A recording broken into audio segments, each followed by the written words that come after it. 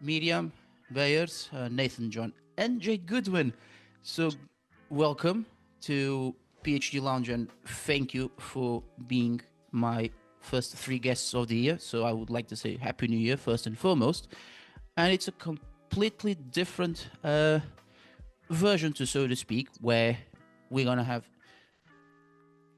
one guest with two PhDs and two other guests with completely different backgrounds who want to share their own story of how you guys reached there. So, welcome. I'm glad you guys to be here. So, we would like to start with Miriam, ladies first, with Miriam. And would you like to share with us? I already introduced you with two PhDs, but would you like to share? And then we go with Jade, and then last but not least, Nathan. Okay. Yeah, thank you very much for having me and for having us, and Happy New Year to you too and everyone else. Thank you. Yeah, as you said, my name is Miriam, and yeah, two PhDs sounds maybe more impressive than it really is. But yeah, I got my PhD degrees from University of Copenhagen in Denmark and Ghent University in Belgium. So it was a double degree program in an EU project. So there was close collaboration between different institutions across Europe. And I was in the middle of that. And I was also in the middle of COVID when I was a few months in. So I got it all on my plate, having to navigate the university criteria from two sides. I had three supervisors. I was living in a new country. I had a long distance relationship from one day to the other. So I was like kind of trying to navigate it all. And yeah, and that became a bit much. And because it became a bit much, I realized that I wanted to change the way I work, the way that I look at my PhD, my work, and also my private life, because they didn't really, the proportions didn't seem right, and the energy that I spent on each of them didn't really feel right and aligned. So I started exploring, yeah, time management, productivity, human psychology when it comes to work, when it comes to our mindset of what we are supposed to do or what we think we are supposed to do. And yeah, and that led me ultimately to, found a company around that. So now I'm helping PhDs who also feel like they want to juggle everything more easily, more joyfully to get there. What was the name of the company? WonTime, but one not as one, but in terms of winning. So yeah, WonTime. Yeah, thank you. No worries. Go on, Jade. So good morning as well, and Happy New Year. I will say this is the first time I've done a podcast or anything like this. It's quite exciting. I like it. So I obviously work at Swansea University. I'm actually from Swansea. I grew up here, so quite typically Welsh, didn't stray too far. I studied a degree in French at Swansea University. Finished that about 20 years ago, so a long time now, I know. And I worked in a few other places when I graduated, but ultimately I think a year after graduation came to work at Swansea University for the first time. And sort of worked in a few different teams. I did some HR, some administrative roles, temped in a few areas, but ultimately at that time ended up on an employability program called Go Wales that sort of links to what I do now. And I did that for 5 or 6 years and I absolutely loved it. Very much a work experience program. Loved sort of seeing students and helping them. And what I do now is very much an evolution of that. And then the funding for that actually ended in 2014. And I thought, what do I do now? I don't know where I fit. And at that time, I decided to do an access to nursing course. And that was a lot of work, but very different to anything I'd done. And I had points where I just thought, what am I doing? Is this the right thing? But I loved it as well. And then I actually came back to Swansea University as a student again and started an adult nursing degree. I only got about halfway through that, and because of an injury, I had to leave the course. And then at another point in the future, I came back to working at the university. So I've been here forever. I literally feel like part of the furniture now. I am either working here or studying here. But I would say, if I had to sum it up, I am the definition of a squiggly career. You know, I've done HR, I've done careers, a little bit of marketing, nursing, healthcare. But ultimately, I feel I love what I do now, so I feel quite fortunate to land back in employability. And I think that squiggly career I've had, where I've sort of dipped a toe in lots of areas, has been really helpful. So where I'm at now, I'm now working on a team called Career Boost, somewhat similar to Go Wales, but it's evolved in such a way that there's a lot of support now through Welsh Government funding for students that might be struggling with career confidence or might have barriers to opportunities, and they need help finding opportunities and sort of building their social capital. I absolutely love what I do now. I find it so rewarding and I love where I'm at. And I think for me, the fact that I've done lots of different things in other lives really, really helps. And yes, there's a lot of time spent at the university, either working or studying, but it feels like I'm where I'm supposed to be and I really enjoy it. Yeah. Nathan? Nice. It's already apparent, isn't it, the role that the universities have played in all of our lives, and that's interesting there as well with everybody. Happy New Year, everyone. Blwyddyn newydd da. Where to start, really? I'm the current CEO of Rewise and founder. I founded the company way back now in 2008, and I guess again, that's a direct correlation there between my time in university. So similar to Jade and Lewis as well, I studied in Swansea. I never thought I'd end up going to university when I was in school. So I was told that I wouldn't get, good grades at GCSEs, etc. And I was never even, taught what university was, I guess. I mean, I always thought it was just Oxford and Cambridge and people racing boats. I didn't think it was for people like me at that time. But I ended up finding out about it, and of all things, a girlfriend at the time was studying and going to Swansea, and I was just a bit like, well, what's that? And then obviously did a bit of research. I can remember applying.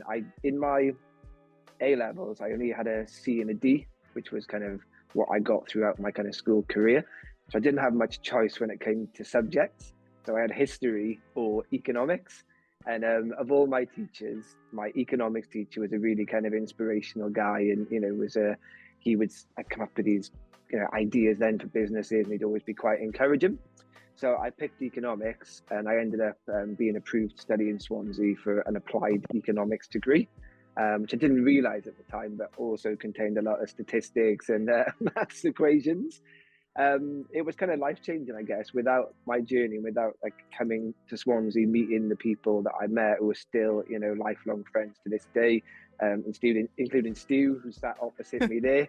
I think that really it's amazing how university and then experiences outside of the classroom can make you as an individual. And for me, it gave me the self-belief and determination to go on and start the businesses that I have. It's also interesting because when I was at Swansea, it's kind of a mantra that's developed, between finding opportunities through kind of hard work and then having the confidence to kind of take advantage of them. And one of the first ones, I guess, was starting an events business and becoming a DJ, all through, again, a close friendship circle and finding that opportunity. And for me, it goes back then to being in school, and the music that I loved at that time became the music that I ended up DJing, and I just built on confidence. That basically led to me being diagnosed as being dyslexic in my third year.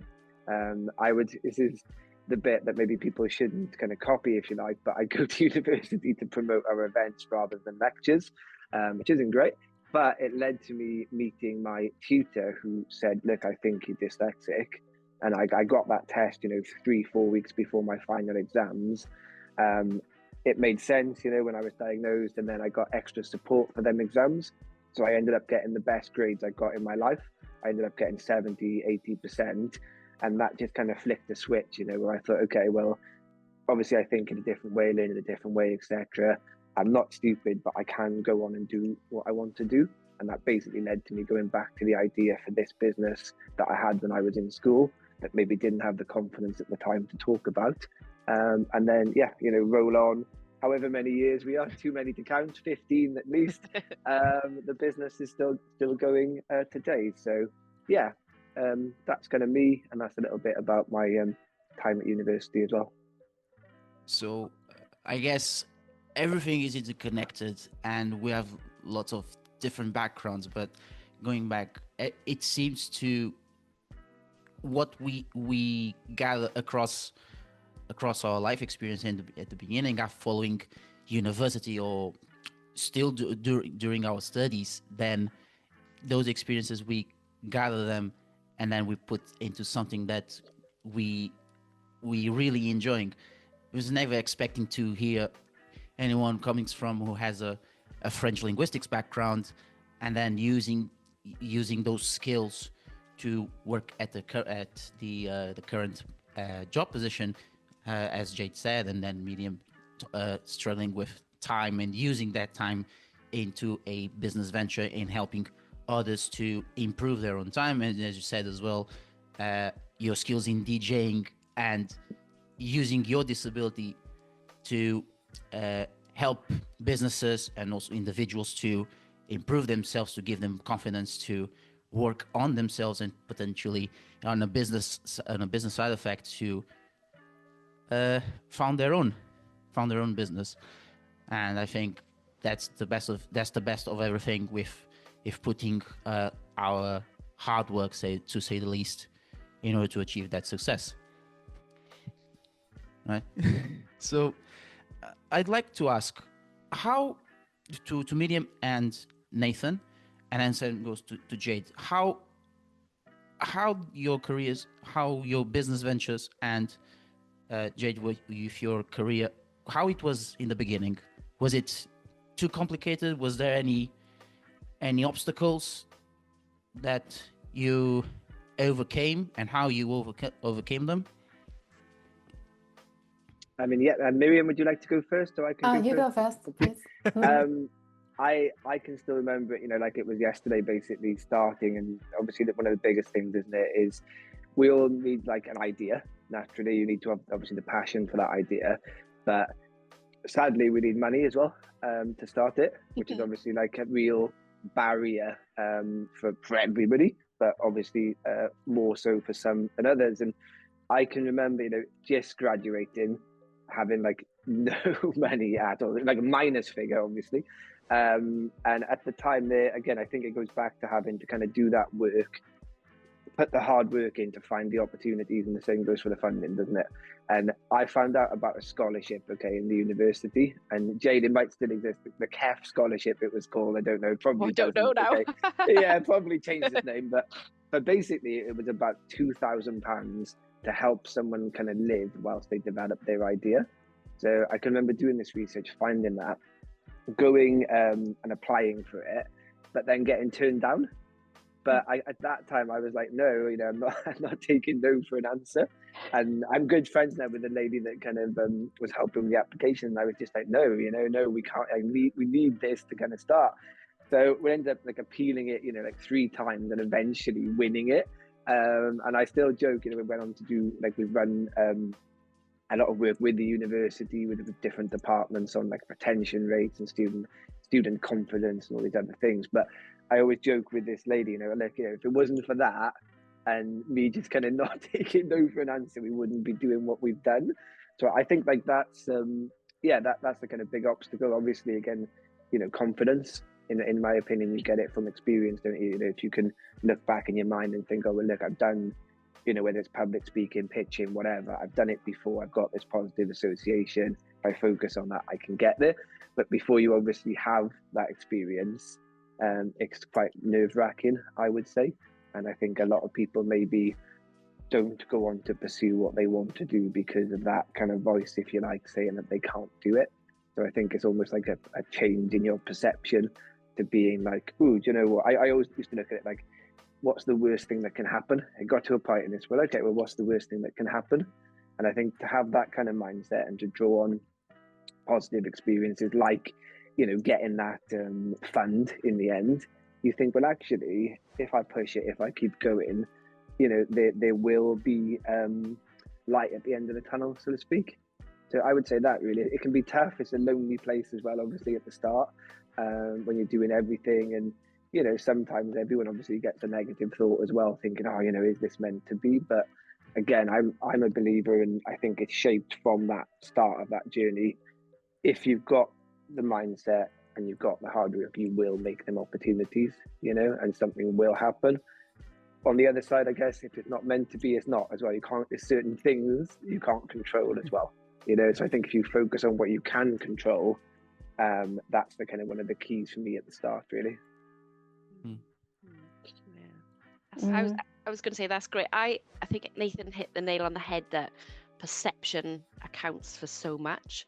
I say this to students all the time. You don't know what you don't know. So you can have quite a linear way of thinking about your career or your life even, or you can have quite a straightforward, you can have a plan and that can be totally blown out of the water. And sometimes you go along with that plan, but you don't know the end from the beginning. You can only figure it out as you go along, and it's being okay with figuring it out as you go along. And if you are okay with that sort of career journey and making moves as well, and dealing with failure, like Nathan said, applying 3 times, it almost reminded me of the X Factor, the people that keep coming back and they get told no, but then 10 years down the line they've got an amazing career because they didn't take no for an answer. Resilience is such a that's the word. skill and a tool that employers are looking for, and that the way the world is now, that we need to be building that resilience. For me in my early career, I'm quite embarrassed to admit, but my barrier was my naivety. And I am I use it now to my advantage when I'm helping students and when I see them not know what they want to do, because I was that person that I finished a French degree and I quit my job in Poundland, and I would think I was a couple of £1,000s overdrawn, and I thought, where's my graduate career? I automatically thought I would qualify. Bear in mind, this was 20 years ago. You didn't have, work experience was very traditional and things like that. We hadn't had COVID yet. There was no virtual element to it. You went out and sometimes you filled in application forms of paper still, or you would take your CV in person with you. And I had the naivety to quit my part-time job on minimum wage and think, well, I'm bound, I got a degree.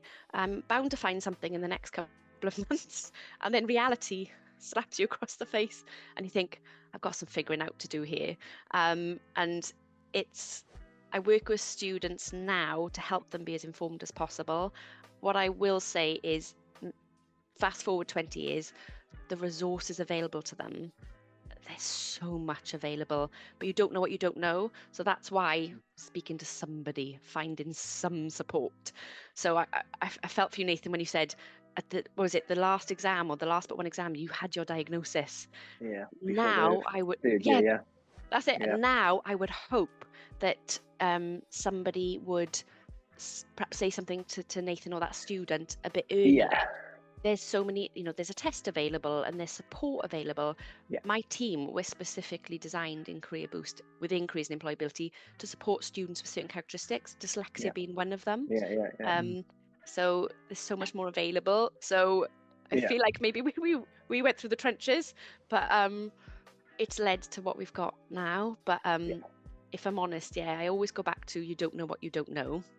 So it's about not boxing yourself into this linear way of thinking. It's about finding out what's possible and trying again. If something doesn't work first time around, that's absolutely fine as well. I'll stop there because I could give a pep talk all day long, but I agree with everything Nathan said. And for me it also wasn't like an easy path. I think the first thing was realizing that I'd been studying environmental science for over 10 years, and then I decided to not go for the career that I thought I wanted to have for so many years. So that was kind of an existential crisis. And then also, I hadn't started a business before. Who has, right? This is the first time. So everything felt like a struggle, almost Yeah. everything. But the meaning was so big that I had this like, yeah, we can call it resilience, we can call it stubbornness, that I would just also not accept it to not work. It was just not an option. So if I got a no, okay, then I either try again or I try somewhere else. So yeah, that helps. But also keeping like a sane, a balanced kind of thing, and to like, okay, you can do this, but you don't need to burn yourself out either. So yeah.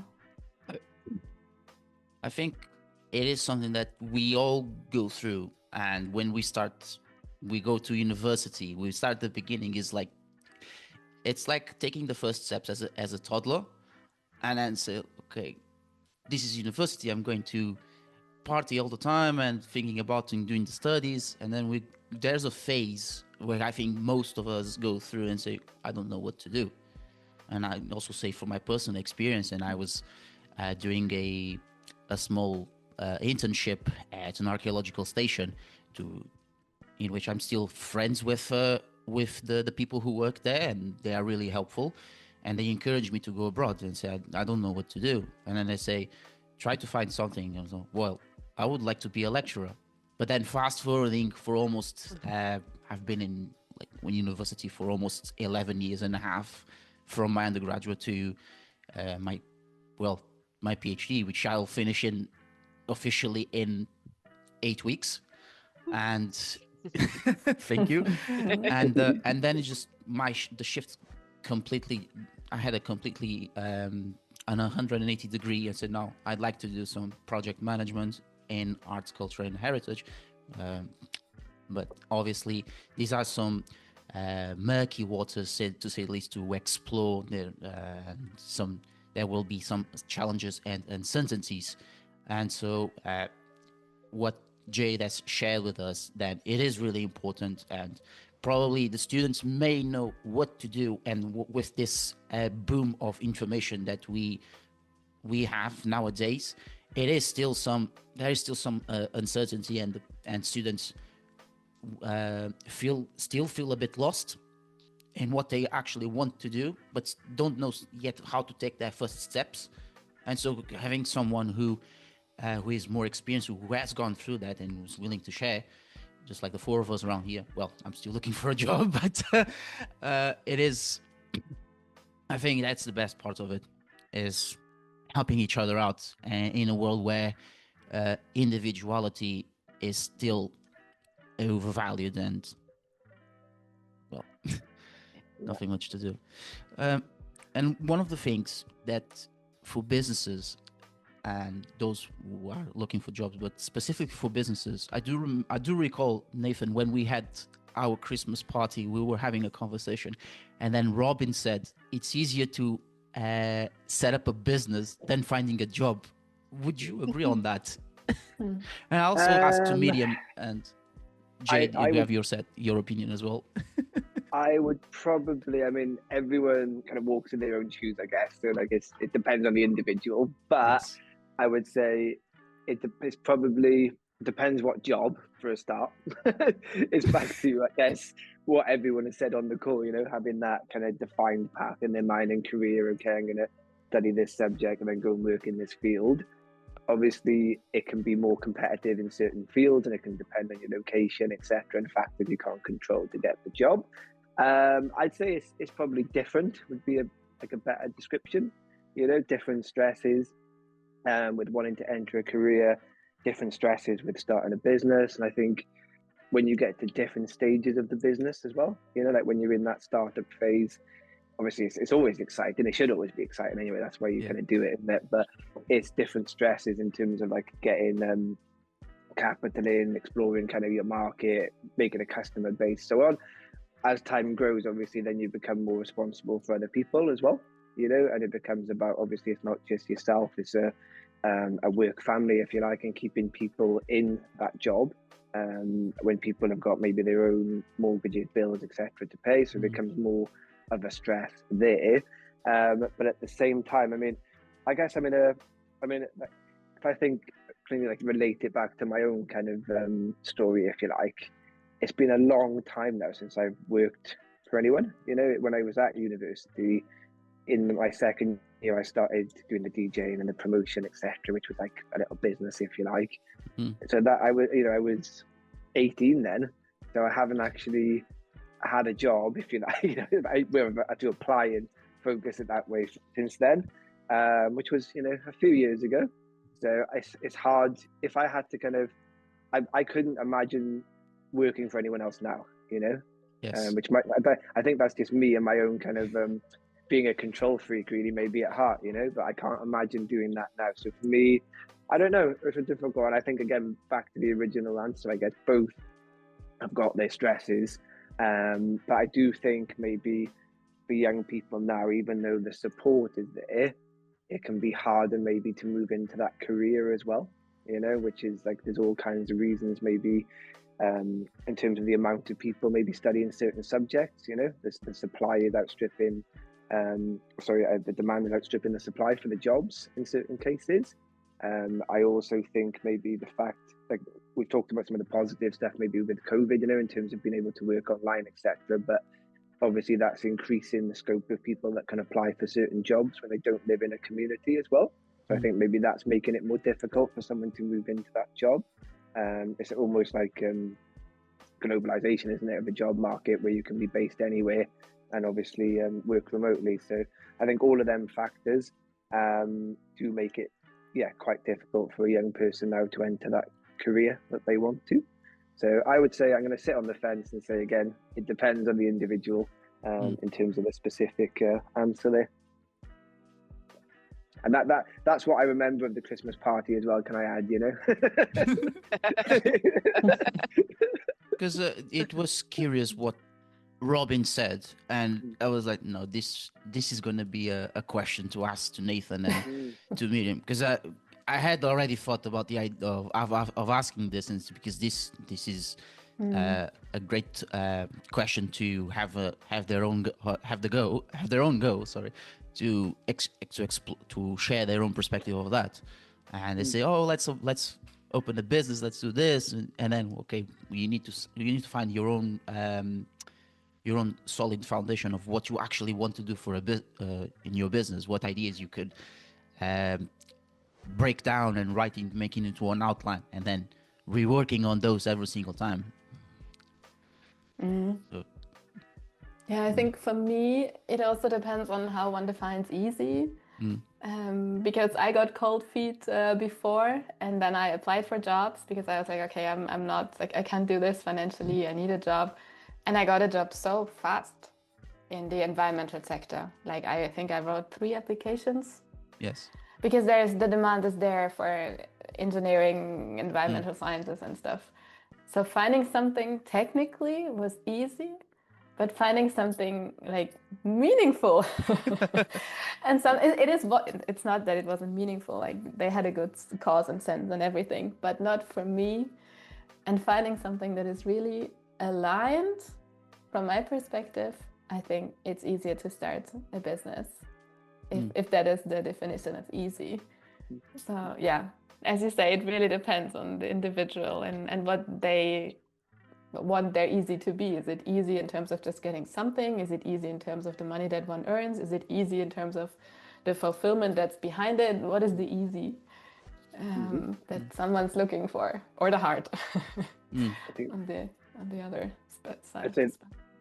That kind of makes sense as well, doesn't it? Because like you say, it's like with the business, you can create what you want from a job as well, in terms of like the personal fulfillment and the real kind of specifics of the role, which I guess you can see it would be hard to maybe find the perfect match, but it's still hard to create it as well, isn't it? Different challenges. Nothing's easy, basically, but it's all worth it. Jade, I was going to say, I've probably got the opposite experience to Nathan. So where I've always worked, always applied for jobs, not minded the recruitment process too much. Yes, I've had my disappointments, and I've had interviews I've done really well at, and then I've not got the job, and ones that I've had a wobble, and then I've actually got the job. So I want to join you on the fence though, because I think they are so different. Nathan's absolutely right. It is down to the individual and how you're wired, and whether or not you have a really good business idea to begin with. So I've always looked up to people who can create a business, and they've done that, but I've never had that solid idea to run with. So as much as I might like the idea of owning a business, if you don't have some kind of passion or spark of an idea or something, or that somebody else needs, then you've got nothing to build with, and you might have the tools but not the bricks, kind of thing. But hearing Nathan say that, I think we're a similar age and studied at a similar time, but fact that he hasn't worked for anybody since he's 18, to me that's terrifying. But I'm a little bit envious as well, because I think what you've built now is more solid than working for somebody else, and more sustainable, and has more security. Whereas when you are starting your own business, the things you lack are that sustainability and that security. Whereas those are the things you look for when you apply for a job and go through traditional recruitment. So it's like comparing eggs and oranges, or eggs and apples, whatever they call, I don't know the phrase, but it is like that. It's the only ways in which they're similar is you either do one with your time or you do the other with your time, but they're actually completely different. I suppose what I want to add in is, again, it's stripping back that linear thinking, and people can start a business at almost any age and any stage of their life, and not think, oh, if I haven't done it from the beginning when I'm 18, I can still do it now. There's so many different programs out there. I'm always getting emails from different councils about business support groups, or funded training courses, or business startup qualifications, and for students in the university now, there's a big drive with enterprise. I think 20 years ago, if a student had come to an appointment and said, I want to start a business, we'd go, oh, hang on now, maybe, go work for somebody else for a couple of days, let's get some experience, you're only young, that kind of thing. Whereas now it's, oh, you've got to go to a business idea, fab, we've got a team that can give you a few £1,000s, there's somebody that can give you some business training, and you can pitch to somebody, create a pitch and understand what it means to build a business. But still, to me, building a business is so much more difficult. But that's again, it's back to that perception, isn't it? And how you are wired, and what kind of materials you've got to work with. But yeah, they are so different, and you can do both. You can, if you want to build a business, but you need to start with a good income. There's nothing wrong with going through working for somebody else, starting in a role, and then a business being sort of that, what do they call it, that side quest, and then over time tipping your focus more towards that if it's successful. That makes for a busy life, but if somebody really, really wants that for themselves in the future, you can do both. But hats off to anybody that runs a business, because I clock off at the end of the day, and I do think about work at home, but I try not to. But I suppose, Nathan, I don't know if you agree, when you're a business owner, you think about it all the time. A lot. A lot. I mean, there's a few things. You've got to kind of shut the voice off a lot of the time, whether it's good or bad. And a few things there as well. It's funny, Jade, you say they it must be kind of scary running a business and everything, but I somehow look at it the opposite way as well, because even though the business is really great, and again, it's been however long it's been, 16 years, and it's not arguably, it is in the best position it's ever been, the fear is still there that it can end tomorrow, and it won't, but it's always going to be there. Maybe that's a good thing in a way, because it kind of keeps you on your toes, so to speak, but that fear, I think, is always there.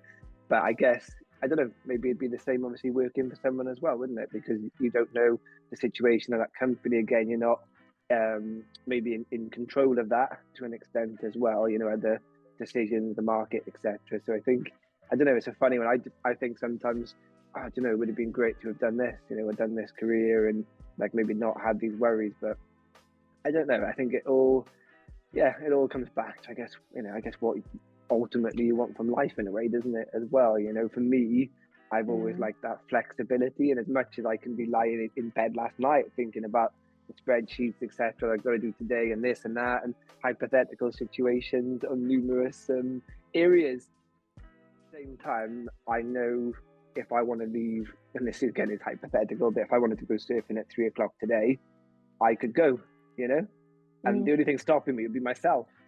which again, is something that you do have to do to be disciplined to get to the point that you want to get in business too, So I don't know. It's always like, I think there's, like we've all said, isn't it? There's been pros and cons on both sides really. And ultimately it comes down to what suits the individual.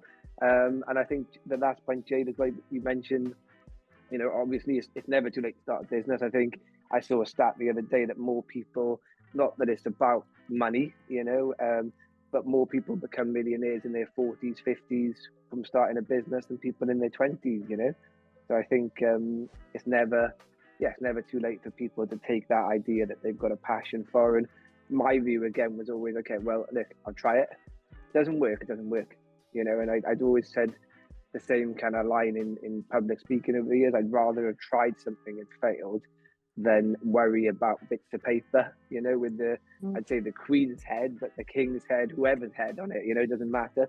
It's just bits of paper at the end of the day, isn't it? It's better to have tried, and failed basically as well. I do believe that, Well, completely different opinions, and they're all going down to the more or less in a similar point of, okay, it's never too late to starting your own businesses. I mean, even the big CEOs of that are widely known, like Amazon, for example, the Jeff Bezos founded the company in his 30s, for example. And as you said, it's never too late. And I think you must have the passion and also a solid foundation of what you actually want to do, and maybe having a side hustle in just as a start to build your own empire, to say the least. So Nathan, I was hearing a podcast from a host called Erica Warren, and I was interested in knowing a bit more how you used your own dyslexic disability to develop Rewise, and why do you think that UK schools and probably across the world, it's a bit in a larger scale, should adopt alternative education? So I think like on the personal side, if you like, again, I touched upon it earlier. When I was in school, I was basically told I was stupid. Can remember in English classes reading and reading letters or words or names of people wrong.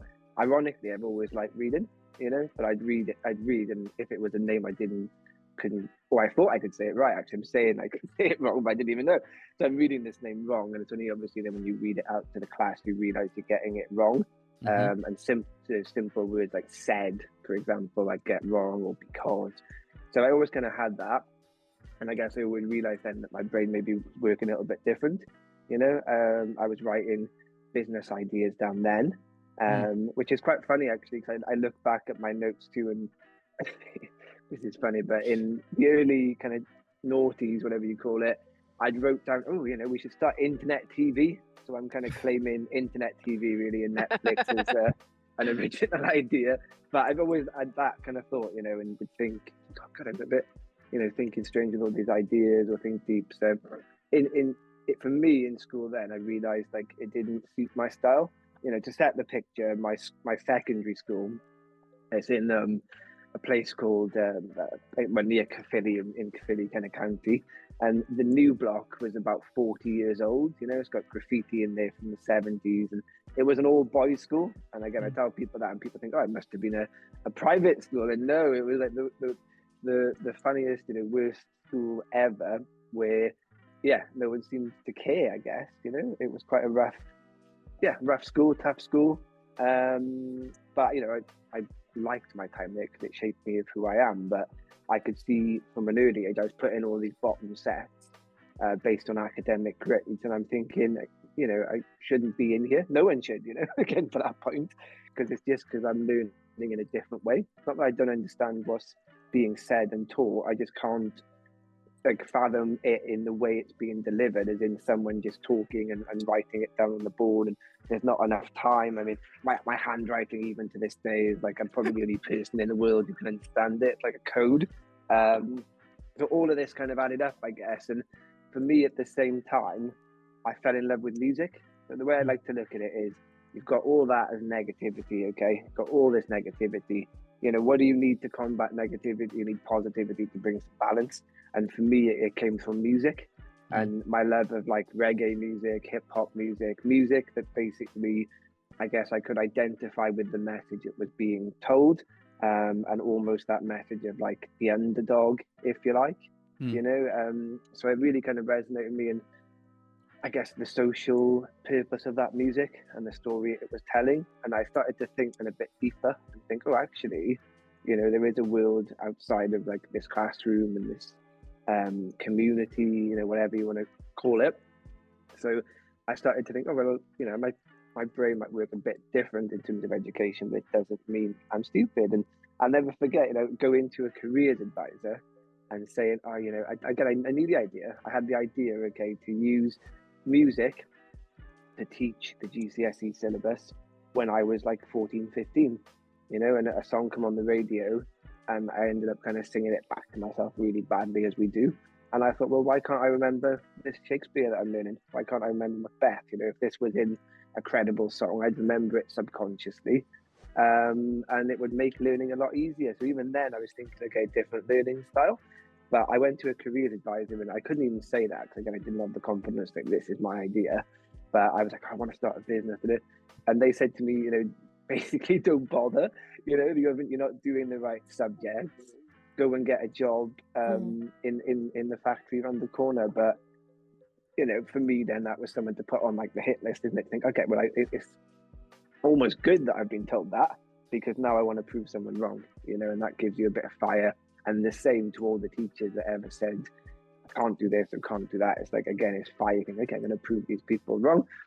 Relating that then back to like the business, again, you know, it's a direct result basically after being diagnosed as being dyslexic, on a bit of a high, you know, I graduated, I got them kind of high grades in a subject that, if I'm completely honest, I didn't go to lectures, you know, in that kind of third year, because I was too busy running the business and working hard DJing and promoting, should we say. But it showed me, again, if you work hard, you can achieve, you know. And I got all them books from the library, and we all know what it's like when you go to the library at university and you can't get the first choice books, you're getting these really obscure texts, but obviously that helps getting a different opinion. So yeah, when I got them grades, it was like, yeah, it was like a magical kind of moment, if you like. And I thought, right, I'm going to go back and start that idea that I had when I was 14 to prove that anyone, and this isn't just me, anyone can follow their passion, whether that's a career, a business. The best passion of all, obviously, just being like happy and fulfilled. You know, we can all do that if we put our mind to it. And yeah, that was a direct result of my education. We started off by taking the GCSE syllabus. We made over 200 songs about different topics, drawn on experience from musicians that I'd worked with. That proved really successful. There's a few, like, you know, anecdotes and stories, but I'm not going to kind of take up all the time then. But in the early days, we had a lot of grants and funding and loans. You know, I had a lot of loans to start the business. And yeah, there was a few funny opportunities with, King Charles now and a prime minister at the time, which ended up getting us lots of promotion and kicking it off. And I think once we'd settled on the music, we then kind of moved into other areas, you know, and it was looking how we could use things like technology that young people obviously engage with, and essentially just get young people to learn by doing. You know, that was our ethos, learn by doing. Our complete nutshell in what we do as an organisation is giving a young person a challenge that they think they can't achieve. And the idea is they're given positive coaching to achieve that. That leaves them with that positive association where they walk into a classroom and think, oh, I can't do this, you know, and they end up achieving it. And the idea is if we can bottle that feeling, they can take that forward into every area of life, you know, and it doesn't matter if that's making a song or a podcast, a film, one of our kind of STEM kits. It's the same, you know, without that confidence, without knowing that they can achieve in a situation which is different to mainstream education, if you like, and maybe mimics more like real life situations. If they don't know that, I don't think people can achieve their potential. So yeah, that's a kind of, I guess, a medium answer on the subject. Was there also any sort of confidence that medium that you worked on with PhDs and also other clients, if you had, or you just completely PhDs? It's not only PhDs Okay. that I work with, also some that are postdocs or completely non-academics. Non-academic in the sense of they don't have a PhD or anything degree. And yeah, working with confidence for sure. And I think it's also a nice angle that you are given to it, Nathan, because for me, it's also been a lot of me thinking I need to prove someone wrong. Also for me in high school, I was told that I would never be able to be good in English. And now I run a company in English. And I got my doctorate degree in English. But I was told by my teachers that I'm a hopeless case. So, and back then I already thought I'm going to prove you wrong. I'm going to learn this language at some point. Which is, it's an amazing feeling too, isn't it then? No, it gives you the confidence then, doesn't it, to go and push on to whatever the next kind of boundary is, isn't it? If you like. Yeah, exactly. But and I mean, I guess it's also kind of a good motivation, but it's also a sad motivation in a way, because it's coming from a place of lack. Or shortage, and then as you do it, actually encouraging the kids or younger, older people or students to show them you can do this from the start, not trying to prove them wrong first. So that's really, I think that's really, really nice and a really good and healthy approach. For sure. And for me, working with confidence, it's telling them also that they're doing enough, that they are enough, that their worth is completely independent of how many hours they are in the lab, or where they publish their papers. There's this prestigious thinking of having publications in specific journals or whatever, and also the confidence to say no, to protect their time, to not feeling selfish about, okay, I need my focus time from 9 to 11. And this is not selfish, it's self-protection. So in this sense, I definitely also work with confidence. And as we were talk on during the talk, that it builds throughout time and short and sweet. Is it through trial and error, and trying in order to improve, and that will increase our confidence, so to speak. And I wonder, through the three of you, if you had any recent story or a long time story where the three of you had to face any issues with clients and students respectively. So would you like, Jade, to share if you had a story that you had to deal with a student who struggled a lot? Yeah, I mean, a lot of what we do is having lots of conversations and building confidence in people. And that takes time, and it takes building trust and getting to know people. And kind of, I'd say from my perspective as a practitioner, it's meeting people where they're at. Sure. And kind of getting rid of the assumption that all students are the same, or people of a certain age are the same, or a certain level of study. And it's meeting that person where they're at from my side of it. And so I'm here to guide them and be a mirror back to them and reflect things back to them. But helping that to go somewhere and have conversations to help build their confidence and let them know what they could try and what are the smaller steps they can take to get to where they need to get to. One student does spring to mind, and I've been in this role 3 years now within Career Boost, and it was probably a year and a half, maybe 2 years ago. A couple of years ago, I met with one of my first PhD students. And he was a mature student as well. And so what I do before an appointment is I'll look at what they've studied, how they're getting on. I might read their CV if they've uploaded it, and I'll look at the appointment request and sort of see what it is they want to chat about. And he had been working on a project in a business solving like a business problem. I can't remember the exact topic, I'm really sorry, but I looked at his credentials, his stage, his age, all of that, and I thought, I'm still quite new in this role. What value can I add? And my confidence wasn't the highest, and I thought, he's at PhD level, he's far more, I've studied to degree level, but I'm not sure if I can add any value here. So it's a bit twofold. And I met with him, and it was a really interesting conversation that we had, and we probably spoke for about an hour together. And I didn't find him a graduate job in that hour. I didn't answer every single question he had. I didn't fix everything in that hour, and it's me learning that that's not my role. But we had a really interesting discussion about personal confidence and professional confidence and the difference between the two, and what it means to sort of move forward with some degree of confidence. So in this instance, this person had done really well in the field of academia, studying, working on that thesis for the past few years. But when it came to sort of transitioning out of study or out of the bubble of academia and the university and into the wider world, there was that real uncertainty, and I can sense that.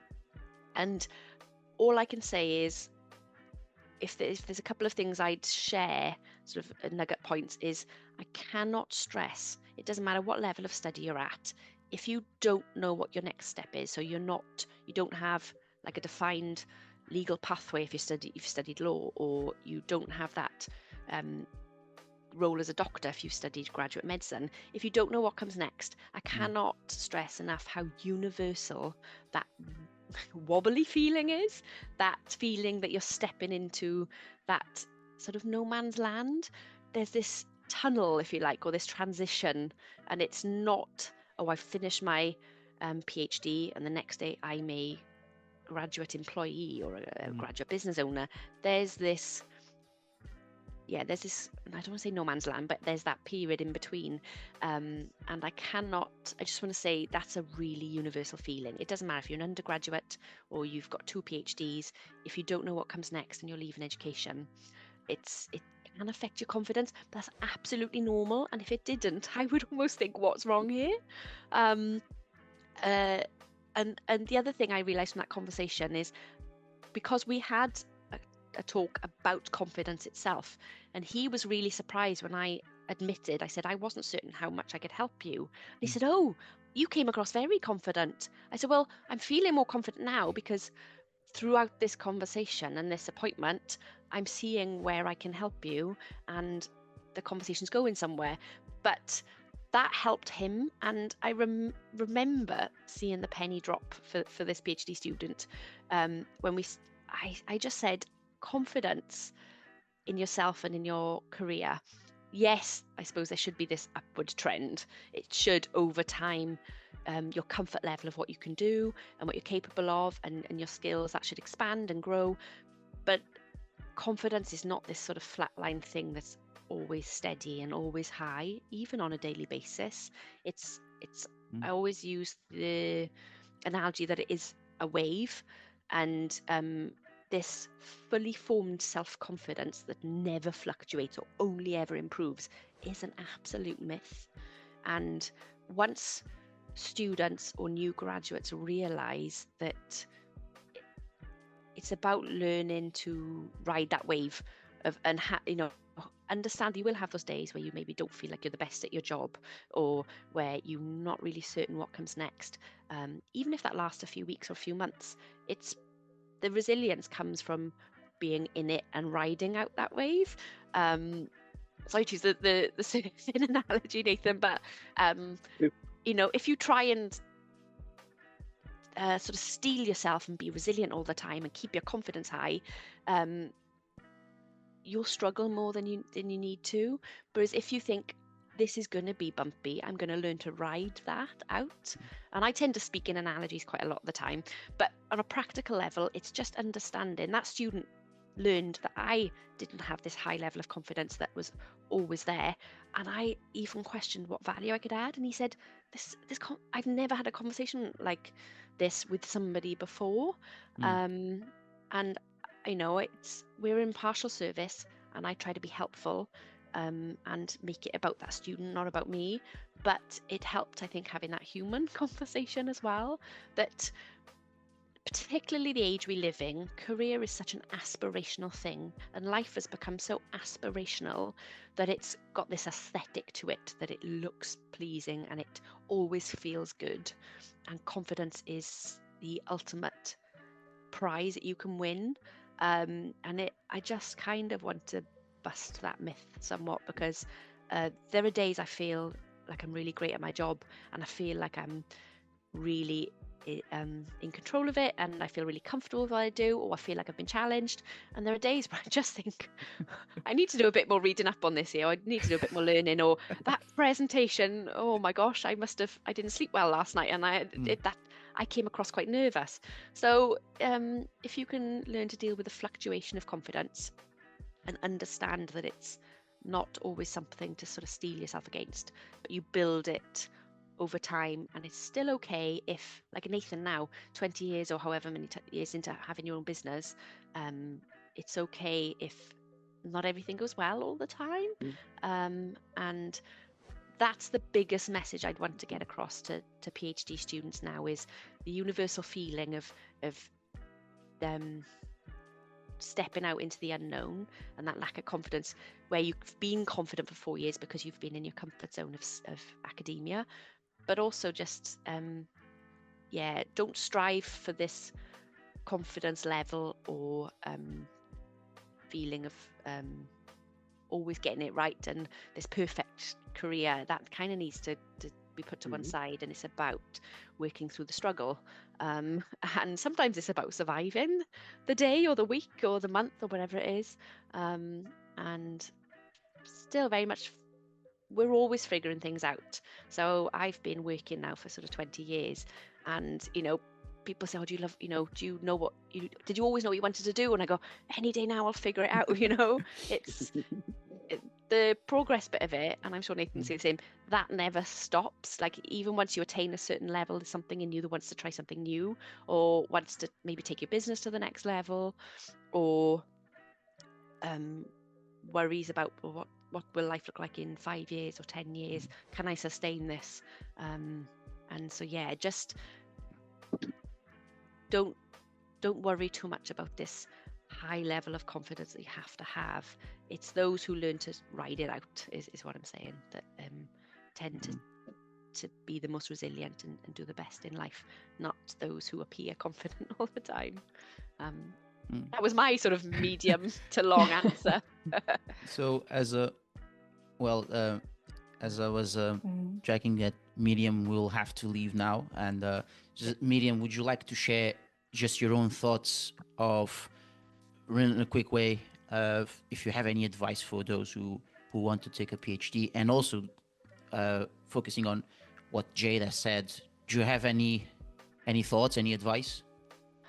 Yeah, I recently wrote a book, and there I also wrote about. Thank you.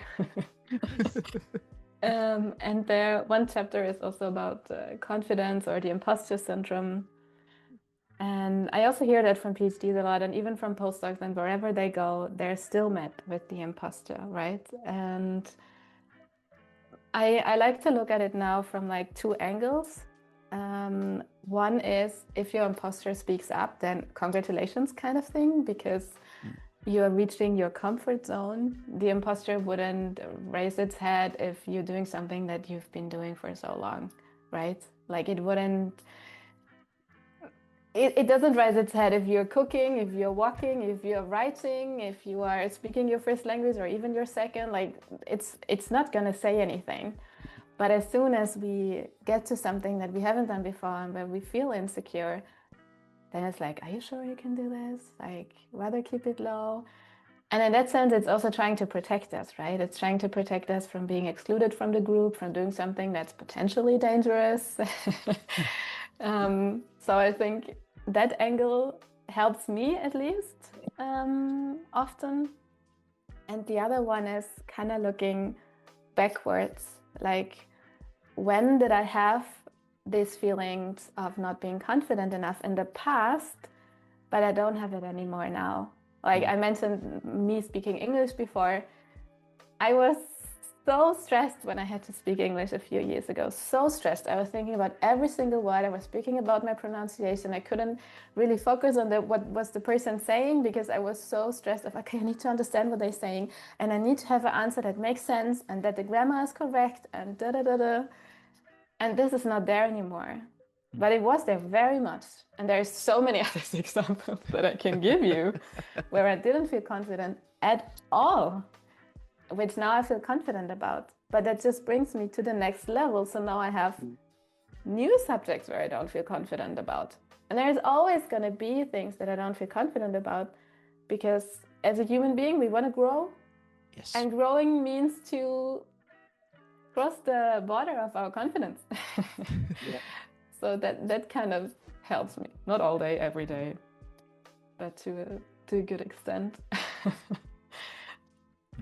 So I think that would be a great advice for PhDs and those also, and those for those who want to go try and to found and establish their own businesses, to say the least. So before you leave, Miriam, where can they find WonTime? You also said you have a podcast with under the same name. Yes. Where they can find you? It's wonetime.eu. That's the webpage. The podcast, the same name. It's on Spotify, Apple, YouTube. You can also connect with me on LinkedIn. Then you can actually write me something or ask a question, complain, whatever you feel like doing. I'm always happy to get in contact. So yeah, either way would be really nice. And then I'm sorry that I gotta leave now. No problem at all.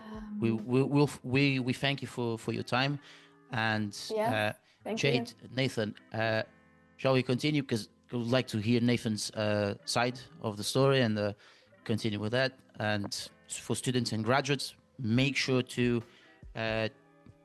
check out Miriam's WonTime podcast and her business if you have any concerns and dealing with time management and stress and any other human trait that you are facing challenges.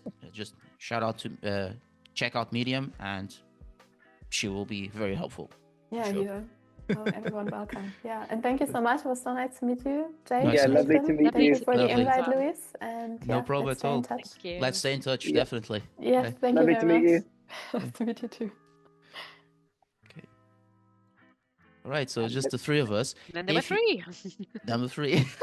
I'm going to just plug my computer in, guys, because it's on. And I need just to have a quick break, and then we will right back. I will edit this anyways. Oh, brilliant, fab, lovely. Let's just turn off the camera for a bit. I'll be right back. We're Okay, back, fab. students and graduates, after a short break where Miriam shared her own story and also any advice. But we will continue and still want to hear about Nathan. Jade has already shared her story of a struggling time with a PhD. I'd like to hear about Nathan, if you had to deal with a business who wanted to work with you, and how did that happen? Yeah, I mean, I think on the points that Miriam and Jade kind of raised and about kind of confidence, I think they were hit the nail on the head, really. Yeah. To be honest with you, I think they were both kind of spot on. Like, obviously, again, everyone goes through things differently in their own way, but I think the way Jade described it as like a wave, I think that's kind of perfect, isn't it? Everyone has days where they can take on the world, and don't get me wrong, I think, especially maybe with a business, but I think also in employment, like sometimes you just have to do it. Doesn't matter how you feel. I mean, Jade mentioned feeling a bit nervous maybe before, some scenarios at some points, but in scenarios like that, you just got to fake it, haven't you? Once you get into that rhythm, obviously you can do it, and you've got the experience and the confidence, and I think that kind of gets you through. The same with Miriam describing it, the imposter syndrome thing. I think that is definitely a real thing, but I love the way she explained that, and she looked at it from a positive side, which I think was really, really cool. And I think a lot of people, myself included, can take a lot from that and the way that was explained by her as well. So I mirror it. I always look at it like a computer game, similar to the way in different levels, basically. And again, it was discussed by both ladies, you know, how when you go through certain levels, you unlock different challenges, and obviously you can feel a bit unconfident in them at the start, but then once you get into it and realize you can do it, you kind of pass the level and you move to the next level. So I think my thoughts are kind of a combination of both, really, in terms of it's good to sometimes kind of have them challenges, you know, whether that kind of manifests as like self-doubt or, you know, stress or thinking you can't do something. But I think you've got to have that side to have the other side then of doing it and thinking, oh yeah, you know, I did it. But it's back to my kind of personal mantra that if you put the work in, and you've got that self-belief, you know, you can get over them hurdles and you can unlock the next level, really. I'm trying to think, like, there's many kind of, you know, stories I could kind of tell, really, to kind of sum it up in an anecdote for you guys and a personal experience. But I guess one of my kind of favorites is kind of at the start, where I had the opportunity to kind of, well, basically to set the scene. You know, we were in the minus figure in the early days. It was not going well. There were loans to be paid back, and I had the opportunity. I was invited again. I'd always look for that opportunity, and I remember meeting a really nice guy, a director of the Prince's Trust at the time, and he's like, "Is there anything I can help with?" And I basically looked in my kind of little black book at the time and found his number, and then he invited me to this press conference, and I didn't realise till I got there that I had the opportunity to ask a question to the Prime Minister. But I knew that I had to do something on that day to basically kind of kickstart the business. There was no money for marketing, and I found myself in a room, you know, with like, I don't know, like 300 people, whatever it was, and all the kind of press and the Prime Minister and everything being interviewed. And I thought, well, I've never done any public speaking. How am I going to speak in front of these people? You know, I hadn't even spoken university for assignments. So like, how am I going to do this? But again, I think it's that voice within, isn't it? Where you're like, okay, well, I've got to do this. If I don't do this, you know, and there's no guarantee, obviously, anything will happen as a result of it. But if I don't at least do it, I'm not going to have like got on to this next level. You know, I'm going to be stuck at this level where you think that you can't do it. So, so in this case, you know, I did it, and I told him. And again, this is always the case, you know, even with a lack of confidence, it tends to be that we'd still know a lot more than we give ourselves credit for in the area. You know, it's almost that kind of monkey brain holding us back, basically, and saying that you can't do it, when in reality, if you are worrying and having a confidence about something, you probably spent like however long going over and over it anyway, so you do actually know it. So I told the Prime Minister about what we wanted to achieve with Learn Through Music, which was the brand with the GCSE resources.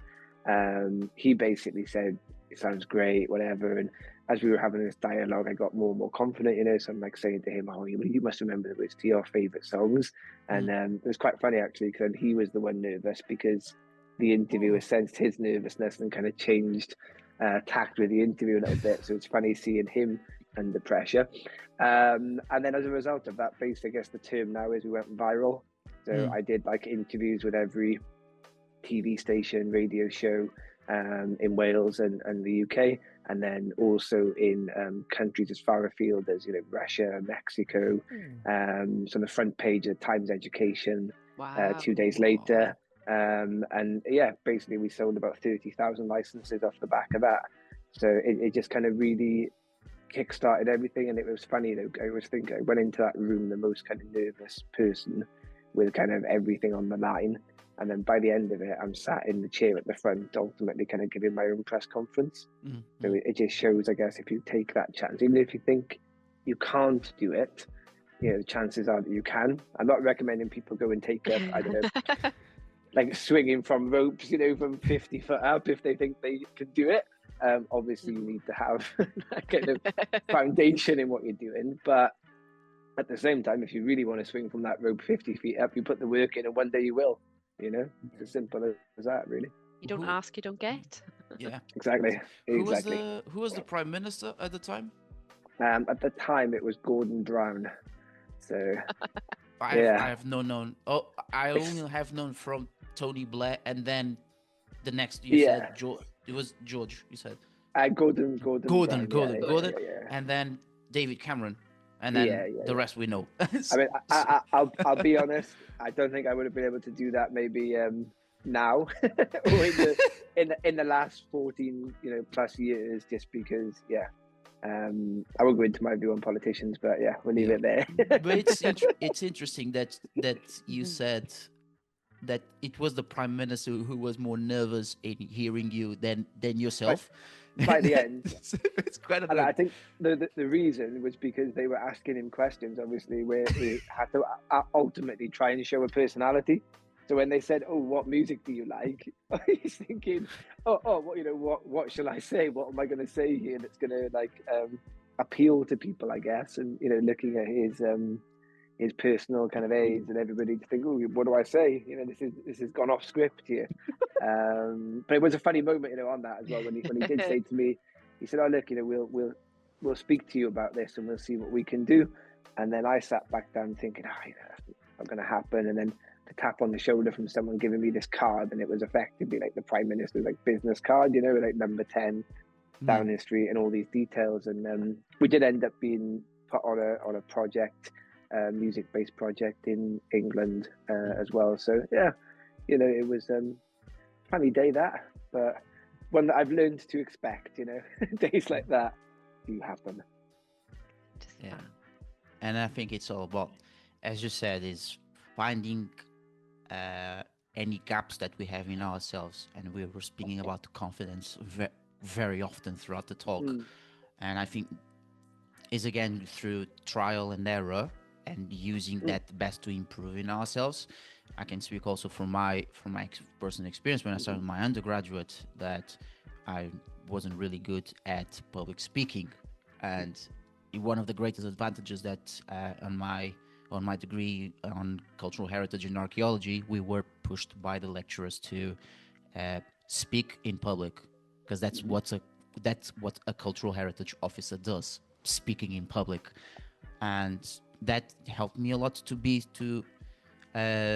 move a bit and trying to understand the game of being in front of an audience and explain to that, which led me to now what I'm currently doing, albeit in front of a camera, which is a bit more awkward in a sense, because trying to exercise my eyes to speak in front of the camera in the middle of the desktop rather than on the corner and then looking at the people. But again, that's also what takes for a PhD as well. And as Jade also shared her story about a PhD increasing her confidence, his confidence in trying to transition from an academic lens to an industry scope. So. Yeah, 100%. I think confidence is key, isn't it? Whether, again, if you have to fake it, sometimes it's all part of that journey, to get where you want to be. Ultimately, it's having the confidence to do what you want to do, isn't it? As well, And realising that not every step or every task, you could love your job and still not like 70% of the tasks you do. Yes. It's Nathan, like Nathan said, you do it to get it done because the bigger picture or the bigger reward is there. So there's a lot that goes into it and investing that you have to do to get the output, and the output is fun and that sense of satisfaction. But there's a lot of for myself, there's a lot of boring tasks, emails, setting up reminders, there's a lot of admin around it, but I still love what I do, but it doesn't mean I enjoy everything. Sometimes, like you said, it's just let's just get on with things. It's like you said as well, Ginger, there's no people get fixated on this perfect kind of vision of what something is, whether that's a job, and like you said, it with confidence and stuff, and in reality it's not like that, is it? Everything is like that. It's all life, isn't it? Exactly. It's not separate from our life, it's all sort of woven in, and it's all life, and it's good, the bad, and some of it's ugly. Exactly. But I think it's like I say, it's that switching mentality, isn't it, to kind of almost accept that. Yes. And not go searching for this perfect kind of vision that ultimately kind of doesn't exist, and probably worse now when it's portrayed on social media and everything else as existing as well, isn't it? False perception of what you can achieve, We're here to de-influence people on careers. Exactly. It's de-influencing, and it's almost like finding joy or finding satisfaction in whatever it is you're doing on a day-to-day basis. I've loved this. Like, I think I Yeah. could do this again. This is good fun. Yeah. It's not something I've done before, but it's finding what you enjoy and just getting on with it as well, I think. And treat it like a video game. Treat it like yeah, a always, video always, game. always. Or a surfing session. Exactly. That was the one thing that was missing over Christmas, sadly. Oh, I can imagine. Getting some waves, no doubt. Now I'm back in the office. It'll be on later in the week. There we go. That's good. It's guaranteed. Good. So before we wrap up, would you guys have any other things that would like to share? Any upcoming projects? Nathan and Jade, start with Jade. Is Aspire to be coming back for this term? Ooh, that's really interesting. We don't know yet. We haven't had that conversation. So do you mean iBroadcast, the program that we did? Yeah. So Aspire to be is the company, and we worked with iBroadcast, the sort of the 5-day residential media program. We don't know yet.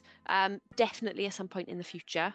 No plans for it to be this term, but we do see a lot of benefit from it. So we are. What I love about what I get to do is that we can try things, and we can try other things and try new things, and we get to just put feelers out and see what works and what doesn't. So one thing that we are doing, and we started it last term, is we've put together, and we've never done it before, a series of teaching sessions that we deliver rather than outsourcing that delivery. So, I've got years of experience now working in employability or in industry. So we are doing a series called Boost Your series. So it might be Boost Your Resilience. It might be Boost Your Brilliant Brain if you're neurodiverse. It might be, I'm trying to think of all the other sessions now. Boost Your AI. So if you want to learn more about AI, and we are actually delivering them as a team. So we will have some sessions on both campuses coming up this term, from February onwards. The students can sign up to if they want. I would say, again, going back to you don't know what you don't know, as a starting point, if anybody wants, even if they don't know why they're coming to the appointment, they just know they need to start somewhere and have a conversation of some type, look at the careers and employability web pages and look where you can book an appointment with an advisor, whether that's a careers advisor or a career consultant or a career boost advisor, which is what I am.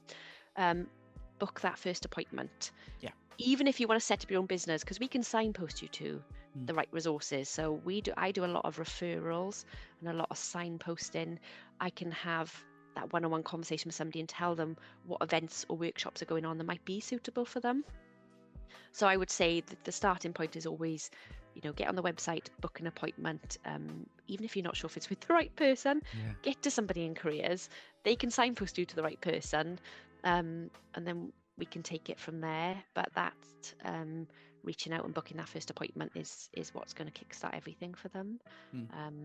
But in terms of events and workshops, there's always something new that we are creating or looking. And we want to listen to our students. That's a big thing, a lot. Because we are funded by Welsh Government, student voice is really important to us. And I only learn about what students really need if they come and meet with us.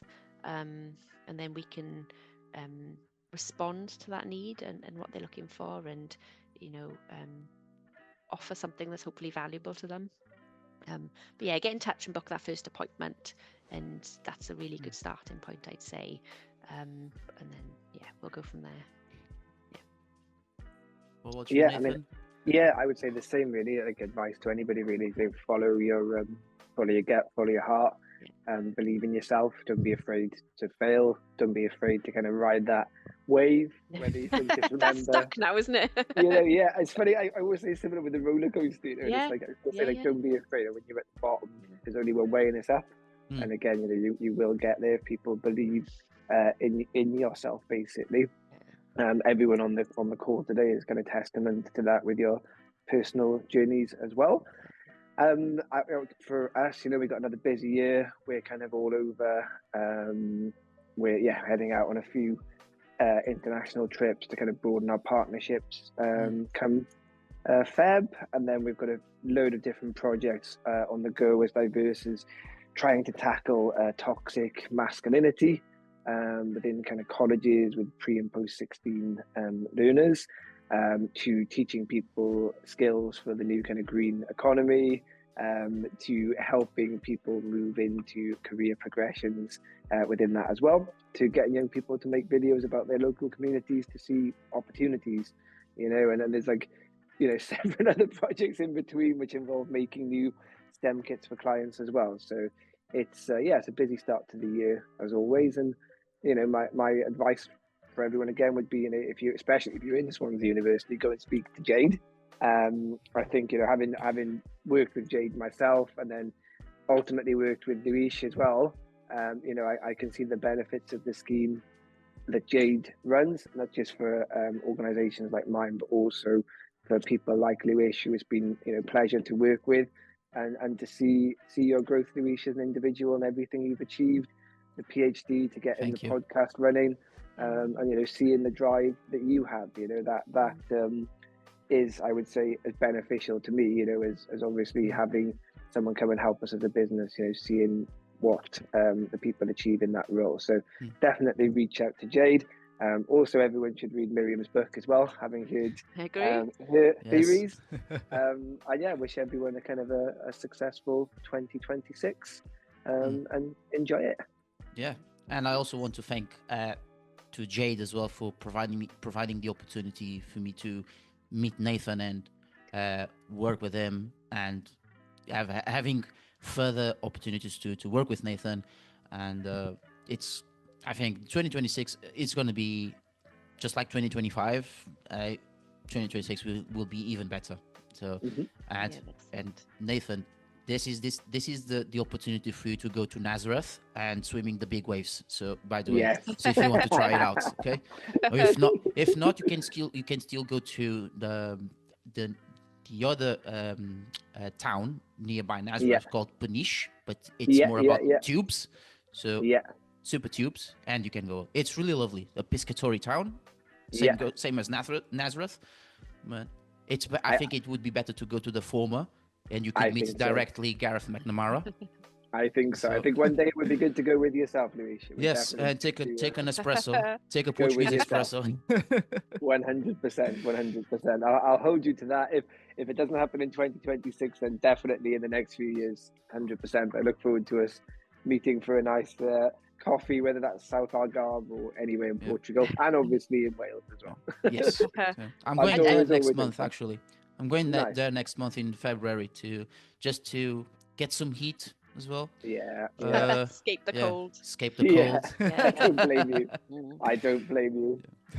I just wanted to add, sorry, this is a really nice full circle moment, because obviously, like you said, and I don't know whether I explained it earlier, you started the iBroadcast, didn't you, and then went on to do an internship with Nathan.